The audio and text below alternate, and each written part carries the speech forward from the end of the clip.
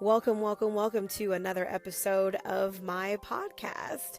Today's guest is Deanna Dean, and I am so happy that you guys get to hear just a little bit, just a tidbit of what this human being has to say.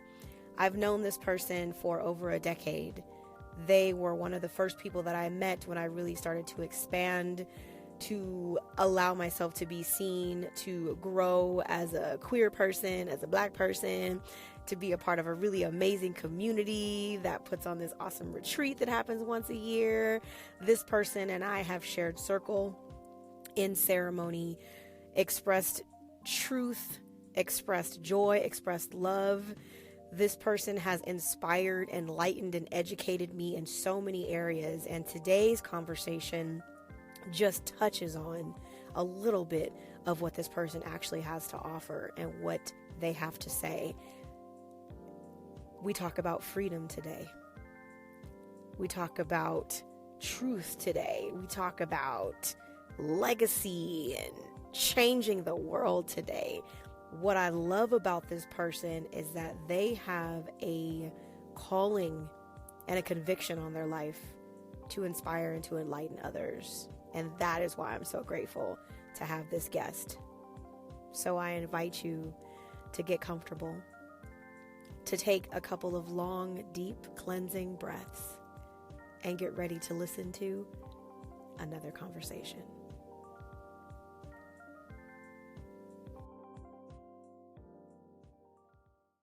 Well, hello there. All right. Good morning. Well, I guess it's afternoon, huh? It is. So we're going to dive right in.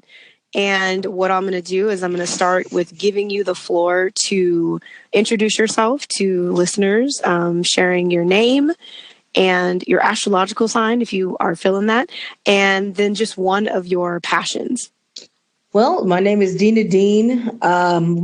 Right now, one of my primary passions is learning how to extract money from the stock market. And I'm a Scorpio. Well, thank you. So for those who don't know exactly what that means, can you explain a little bit more about what extracting money from the stock market looks like? I thought you were about to say about what that means to be a Scorpio. Oh, we'll come back to that. We're going to come back to the Scorpio question. Well, let's see. So I feel like most people have heard the terms of the stock market. That one's not familiar, but the mystery comes for most people and learning how to make it real and actually get money from it. And so that's been one of the things that I've been learning and trying to specialize in over the last 4 years. Mm-hmm. Because for me, I was one of those people who did not know or understand how to bring the stock market into a financial reality. Back to your astrological sign, you said that you're a Scorpio. And so I ask every guest that same question.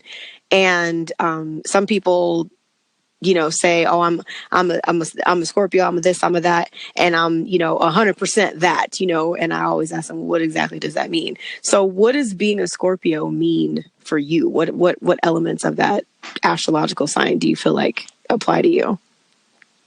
Well, to be honest with you, I don't really know too much about the astrological meanings, but what I focus on is the astrological connection. Mm-hmm. So I'll be honest with you, I could not run down all of the traits and characteristics of a Scorpio or any other sign.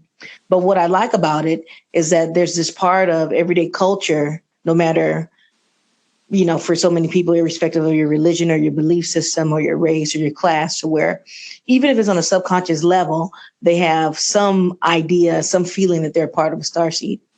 Mm-hmm. And I definitely believe that. I know that's metaphysics. That's another part of my life. But the thing that I like about it is the connection to the stars and why it's important to me and why I recognize it, not for its traits, but because of its fundamental meaning of us being connected to more than what we are now. Yeah, I like that. And that's where I think my interest, if you want to call it that, in astrology and the zodiac is that reminder that on some level, we are all made of the same stuff that stars and planets and galaxies are made of. So it does create a sense of connectivity on a different level, and of course there's, the pop culture, the fun facts about, oh, this sign likes this or this sign likes that. And some are accurate and some are not, obviously we're each individual, manifestations, but I do like the fact that it does give us a sense of awareness, even that while we may not operate the same way that stars do necessarily, that there are similarities, between us in this human form and the stars in their, and their interstellar, form. The reason why I asked you specifically to be one of my guests is in my efforts to create this podcast as something that is very real and authentic for me, I have selected different guests to speak on different topics that I feel are really, really relevant to them as individuals. And I know that a couple of years ago, God, almost maybe 7, almost 8 years ago, I remember having a conversation with you where you were asking me questions about freedom and what freedom looked like for me and what it meant in order for me to feel a sense of freedom. And I think this was like 2011 that we had this conversation. And at the time, I didn't know where your journey was going to lead you. And now that I look up, 7 years later, I've started to see how your journey has unfolded. So my question for you is, when you were starting these conversations about freedom years ago, what was your intention then, and how has it started to manifest since that time? Well, back then, my intention was first to have an opening in my third eye. And that happened actually in December 2010, where I called it my freedom awakening, my deep sense of feeling. And in some ways, it felt as though it was all of a sudden that there was something more, pondering, a yearning, a wondering of how life would be if I had more control of my time and more access to my creativity. After that awakening, that actually happened after a drum and dance workshop at the Black Lesbian Retreat that I participate in annually. So the drum medicine got into me, the dance medicine got into me. And somehow I found myself in an expanded state. I just couldn't shake it. That's how you know something is for you and right on time. That's my belief system. It's when you just can't shake it. And so then I began to talk about it to myself, first and foremost. I myself, I'm my first ear. And then I started talking about it to friends, family, and loved ones, trusted loved ones around me. And then I started to seek out people in my community and in my immediate circle who I feel who were in some sort of touch with this type of freedom. I began to seek out mentors, both on paper and in real life, to begin to step into this journey. I knew it was something that I didn't want to lose. I knew that I didn't want to fall asleep. I felt like I had been awakened. And I knew that I was in danger, especially in the beginning, of falling back asleep. And I did not want that to happen. And so I had no idea how the journey would look. But one thing that I walked away with in that first year, after the first year of my freedom awakening, was a list of about 125 things that were part of what I would call my freedom dreams list. If I had more control of my time, more control of my psyche, more control of my creativity, more control of some of the things that are important to me in life that had been dormant, that I had never explored, how would that look? And it was a list of great inspiration and continues to be so and do so, and it basically provides a compass for me as to how are my freedom dreams going, even when life is being life and the ups and downs, the ebbs and flows. There's a constant there now that didn't exist before December 2010. And where the stock market comes into play is that I would never have known how large of a role the stock market would become in terms of being a part of my freedom dreams. Thank you for sharing that. I think that what's beautiful about that part of your story is the fact that it came through in a very natural, vulnerable, spiritual way, that it wasn't, I saw a commercial for how to make money in the stock market. And that's what led me there. It's like it started, in a setting where you're participating in ceremony and you're in a retreat setting and you're being fed through ancestral medicine. And it launched, this whole experience from then on. What I think is really great is that you took the time to record, like you said, over 100 different things or different items or different elements that served as your compass or your direction or your directive, I should say, that has continued to lead you in the direction of obtaining, creating, and maintaining a sense of freedom in your life. And I think that's pretty dope. I don't know how many people have ever taken the time to really sit down and have that conversation with self to say, what does freedom really look like for me? Mm-hmm. And how will I know when I've accomplished it? How will I know when I've achieved it? And I think for me, freedom and what I identify as freedom does have a tendency to evolve as I evolve. At one point in my life, it was, well, if I can just have, time freedom, which for me was having control over my time, what I dedicated my time to and so on, that was like, let me just get that and I'm good. But then once that manifested, I started thinking, well, I still do feel a sense of captivity in this area of my life. So how can I create freedom there? So really taking the time to sit down and identify it is important. And then for me also was a sense of financial freedom was important for me to feel completely free, to not feel like I was being held captive by lack and limitation of material wealth, So for you, when you were introduced, I should say, to the stock market as a facet of your freedom, what was your first impression of it once you started to explore? My first impression of the stock market was belief and disbelief at the same time. Now, I've always been interested in the market ever since I was, I would say either my last year being a junior or my first semester, not year, I meant semester, of being a senior in college. I got involved with a company named Primerica that came to campus, and that's where my financial education began. I went on ahead and went to some of their seminars. I was one of the youngest people in the room, a 20-year-old, 21-year-old. And I have to say that company taught me some of the foundational building blocks and helped feed an interest in the markets. Now, they were selling mutual funds. They were not traders. They're not at the level and the detail and the hands-on level that I am in. They didn't take control in that way, but it was an introduction. And my mentor there had come from a legacy of stock traders. His father had him in stocks, even while he was helping people to understand Primerica and maybe sell mutual funds. He himself owned individual stocks, and it was a path to wealth. And so I got a chance to meet someone for whom this was reality. And I had a great interest in it because, this time there was the tech bubble. We know in the year 1999, 2000, we had the tech bubble crash. So it was everywhere. If you were aware, it was everywhere. You know how that goes. Mm-hmm. Some people probably never saw any news on it because it just was not in their periphery. But it was in mine because I was in that company. We were interested in the markets. That was a part of what we were sharing with the public. And I got a chance to see. I got a chance to see how volatility could go, and my interest remained. And even though I didn't act on that interest for over 10 years after I graduated from school, it had never left. And part of it, I always felt like, how do I put this? Keisean? I always felt like, okay, there's no other way to say this. Okay.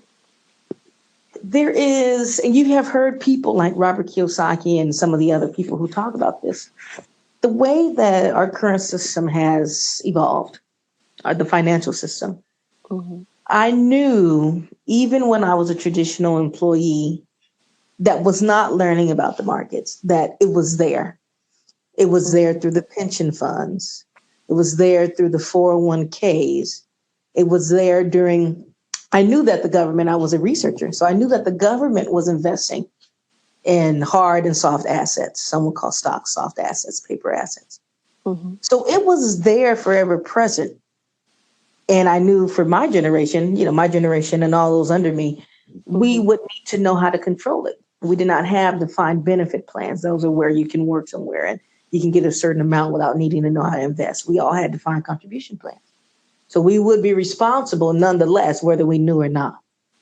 And in some way, it had a feeling of being the biggest hoax. I worked in nonprofits sometimes. I knew that our grant money was coming from wealthy people who were most likely investing in the markets. I began to see the weaving together of all the threads at multiple levels when I didn't feel like many people could see it. But on every level, it was there. Nonprofits, for-profits, governments, for the poor who might be receiving benefits from governments who are investing in the markets, for the middle class who have 401ks where they're expected to know about the markets, from the wealthy who were in the front line creating the markets through ownership of public companies and by running public companies. So I just had to see it. I was like, well, and I started up an investment club because I wanted to learn more. I got in one of my first investment seminars was with one of the co-founders of Blue over at that same retreat where I unexpectedly had that freedom awakening. One thing that I have to say about the freedom awakening is that I was not seeking it. Some people are seekers. That was not what I was. I was enjoying hanging out, meeting people, enjoying the time. But for whatever reason, I came away with an awakening. And so I am one of those who feels very grateful. Like I feel like it was one of those turning point moments of life because I was not in that mode in that way. But then again, you hear about the age 33. I was around that age. So I have to say, even though we may not understand all these things cosmically, I'm coming to understand them more and more. There was something about that. There was a year of the double three. I was in the threes, and we know that. Well, that's numerology. That's for the podcast. Don't give him too much. Don't give it all away. And I had to pay attention to it. And the last thing that I want to say before moving on to your current question was around the spirituality piece. Yes. That was also awakened concurrently at the same time. Right. And it continues to play a major part of my in my life, in my relationship, my sweetheart, where I do a lot of my community service at a place called the Earth Lodge, and it's all woven into one. And this all happened around the same time in a cosmic way. So I needed to get that on record. So I appreciate you for sharing that. Thank you. Thank you. You're welcome. You're welcome. So moving on from there, I got a chance to see the multidimensionality in society in which the market played a part. I knew that I had to sit myself down, and I invited those who might have had interest in my family and friend networks to sit down too, to say, hey, let's learn about these things. I had read about the clubs. So I had a feeling that we could learn because I read all the books about not all the books, but I read about the clubs, how people were sitting down in the living rooms, looking and teaching themselves about the markets. And there's even a nonprofit organization that helps people who want to formally make small investment clubs. They give them the paperwork, bylaws, things like this. So I was like, well, if they can do it, people from all walks of life, from all ages, like surely me and my people can do it. And that's where my group, Let's Invest, was born. And that's where my true study in the market began. Like I said, it was dormant for about 10 to 12 years, a lot because of me reconciling my political beliefs. I am not a capitalist in that way. I do not believe that the way to ultimate growth is through capitalism, because I'm also an environmentalist, and it's rare that I see unbridled capitalism produce and protect the earth in the way that it should. All my food, air, and water ultimately comes from the earth. It does not come from corporations. Right. Corporations are the middleman, all these things like that. So I'm not a capitalist in that way, but I did understand that everything that I do, I'm spending money. A lot of the companies, the things that I'm purchasing for my daily life have a corporate label. And then I had to come into a political understanding and balance from within, and to know for myself that if it was okay for me to be a consumer and give the corporation money, then it was also okay with me to be on the profit side and remove money through wise investing from these same corporations. So that's how I was able to bring my political values and my environmentalist values into balance. And I ultimately love the freedom of choice that I experienced in the market. Yes. People who invest in mutual funds, they don't have a choice. But I can have a sense of whether I like what a corporation is doing politically or in the environment or not, and choose not to invest. It's the ultimate control and expression of my own political values, where a lot of people are out of control. It's just kind of like what some investment manager says. You might feel you don't want to be supporting a certain company, but hey, you're not actually making the investment, so you're out of control. So I love, I could not have known that before until I delved in, but I'm able to handpick the companies that are of interest to me. Do I like their values? Do I like their stance in the environment? Do I like their politics? Right. And like I was telling my niece the other day, I said, "And when I want, I can play Robin Hood." Because she was talking about the high school student movements where they were going out, and outside my office a couple weeks ago, I saw the high schoolers with their posters saying "Books, not bullets," asking that there be a reduction of guns in the schools because Generation Millennial and the Y generation are tired of getting shot up in school. Right. I said, well, with that, you can also play Robin Hood. You can go and trade Smith & Wesson and use that money to fund all the pizza and all the anti-gun marches that you want. You can be Robin Hood too, depending on how you want to do it too. And that's so true. That's so powerful because as I'm listening and as I'm sure those who listen will, I hope, have moments of inspiration and empowerment, because listening to the way that you describe the way that you navigate the stock market is coming from a free mind. It's coming from a very consciously, intentionally thinking person and feeling person as well. And I think that one point that you made that stood out for me was that you can be both a wise and profitable investor and an environmentalist and a philanthropic, thinking person and operating person, and somebody that is rooted in their spiritual practices and belief systems, that you do not have to eliminate any facets of who you are as a human being in order to really understand, invest, and benefit from practice in the stock market.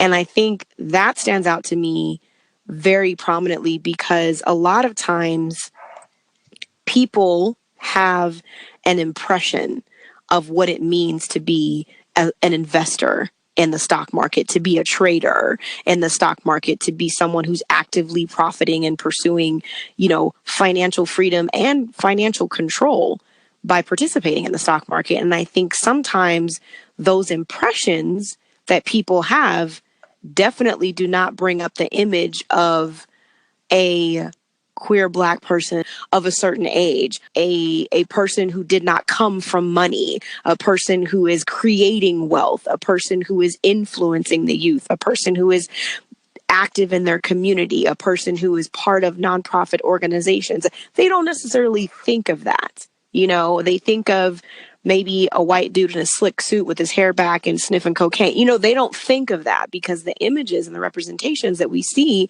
media-wise don't really show us, oh, investors can look just like you. Investors can look just like the reflection that you see in the mirror, and you can take control and can create freedom in your life and the lives of those who come after you and the lives of those that are in your current community if you just allow yourself to open up and receive what's available. And I know that as a participant in the investment club that you created, Let's Invest, I know that in the time that we spent together, it opened my eyes because I was one of those people who was an employee, who was a contributor to retirement plans and so on and so forth, but didn't really, not only did I not feel a sense of control, I didn't really feel a sense of ownership. So energetically, I wasn't even really paying much attention to whether or not if there was an increase or a decrease. I wasn't interested in financial blogs. I didn't care in a lot of ways. I just knew, well, this is what you're supposed to do. You're supposed to put XYZ% of your income into this account and blah, blah, blah, and then you retire someday. That was it. But being involved in an investment club and looking around the room and seeing people who looked like me And, you know, being there with the flip charts and the PowerPoints and looking at these images that truthfully, there was a time when looking at the ticker tape that goes across the bottom of the screen might as well have been Japanese. You know, I don't speak Japanese or Mandarin or any language of that kind. It was like a foreign language. Whenever I would see like the graph with the pinpoints and the arrows and the peaks and the valleys, it would be like the equivalent of looking at one of those paintings where you're supposed to wait for something interesting to jump out and see it. That's how it felt for me. It was so foreign, and there was actually a lot of resistance that I realized that I had that didn't even allow me to want to explore it. So when you created this group that was intentional, that we opened with, you know, honoring the ancestors, it was very powerful, the time that we spent together. And then the lessons came, and then the connectivity happened, and then the community came with it, and then the empowerment happened, then the freedom was awakened. That's what I really, really love about your journey and your experience individually, is that it's very unique. So far, I have yet to connect with anyone that I can sit back and really be in awe of when it comes to the way that you walk in this world and the way that you empower others and educate others. And so I just have to honor you for that. Just, you know, if that hasn't happened today, I'm honoring you for that, because I know that the time that I've spent in council with you, the time that I spent in, you know, club circle with you, that I know that it changed my life, and that my journey to understanding and feeling in full control of, you know, financial, material wealth and gain, I feel a lot stronger and a lot wiser than I did before. So I just want to thank you for that. Oh, thank you so much. Thank you so much. Well, my tagline is, it's our time. It is our time. It is our time. And speaking of time, I want to honor your time. And I know we're coming up on our ending, but as we wrap up, I just wanted to ask one last question of you. If you could reach back to your 20-year-old self and offer any words of wisdom or advice, what would it be? Well, in terms of this topic, financially speaking, I would tell myself to continue on the journey of learning about how to trade stocks in my 20s. Like that interest, that high interest that I had, even if I had done it as a hobby, learning just 2 hours a week, you know, excluding holidays, that's 100 hours a year. How many people spend 100 hours on a financial education? Hardly in their lifetime, let alone in 1 year, hobby style. And so it would be to start early. And the reason that I say to start early is because you can start in some ways easier. There's just not as much going on. I have a lot going on now as I approach my current age, almost 40, than I did when I was 20. So the time was there. Now I make the time. But then I had the time. But I guess now, since I make the time, I had the time. But I would have been able to be a little bit more gentler with myself. Right now, I'm very aggressive in my education. I'm very voracious because I know intuitively, that there's a baseline that once I reach it, then I can take my foot off the gas pedal. But had I begun that acceleration bit by bit, it would have looked very differently. And that's one of the reasons I started the investment club. And especially with the children of my life. And when I mentioned it to those who attend the Invest Club, who also have children in their lives, like, this is the time. We know there's a whole segment of our population for whom it begins in the womb or at birth. So the younger you start, the education, the easier it is, the better it is. Now, I can't put anything on my family in terms of not being of that background, but it was introduced to me by the cosmos in my young 20s. At age 20.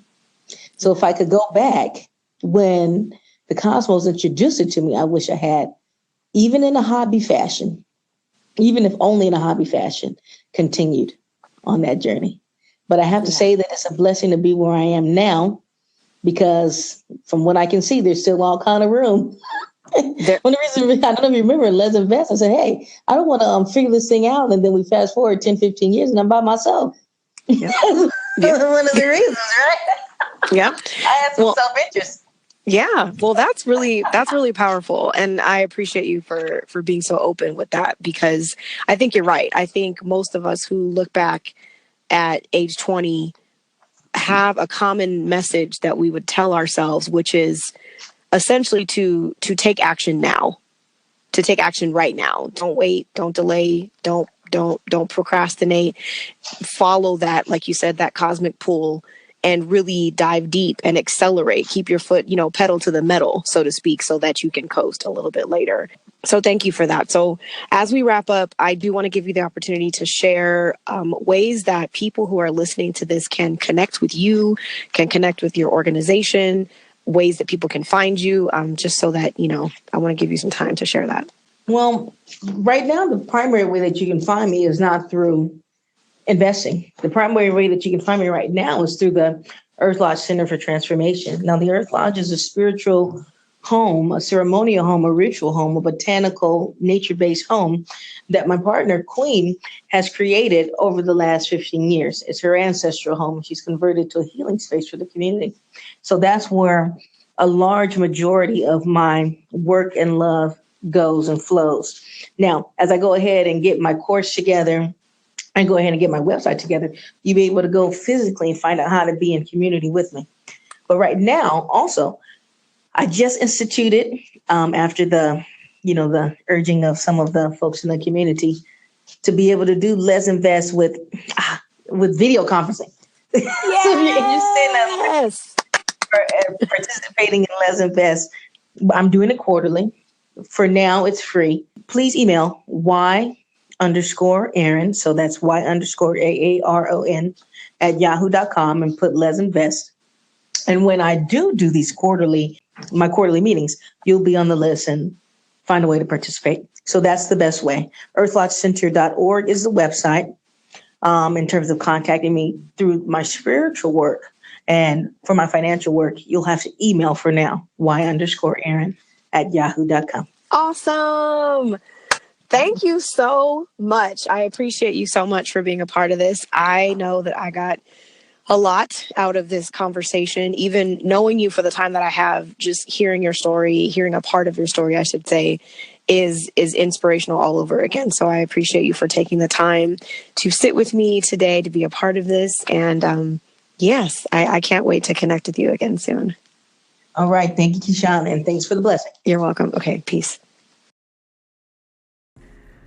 Thank you for that. Oh my goodness. I don't know about you guys. Actually, I do know. I know that anybody who heard that conversation is probably asking themselves right now, exactly what does freedom look like? What does freedom feel like? And how does financial freedom play into that? So those of you who were able to hear this, there are many ways to be able to find out more about the stock market, to find out more about how to build material wealth, to find out more about creating freedom in your life. And as Deanna shared with us, there's ways that you can connect with her. You can connect with the community that they serve. The Earth Lodge Center for Transformation is in Long Beach. Toot to Long Beach. I have had the privilege of being a part of this community for almost 10 years now, and it has definitely made a huge impact on my life. So those of you who want to learn more about the Earth Lodge, be sure to check out their website, find them on Facebook, Google them, you'll find them. And trust and believe, once you step into that space, your life will forever be changed. So thank you again, Dean. I appreciate you for offering your wisdom, for sharing even a shred of your story. I know I feel completely inspired and empowered just hearing it.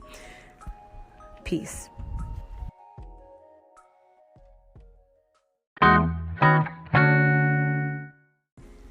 You have your choice of podcasts that you can listen to, tune into, subscribe to, and share. And I want to take a moment to just express my sincere gratitude for you choosing this one. In this moment right here and now, I see the light, I see the love, I see the wisdom, I see the beauty, the prosperity, and the abundant joy shining within you. And I bow humbly before your divinity. Namaste. Peace, y'all.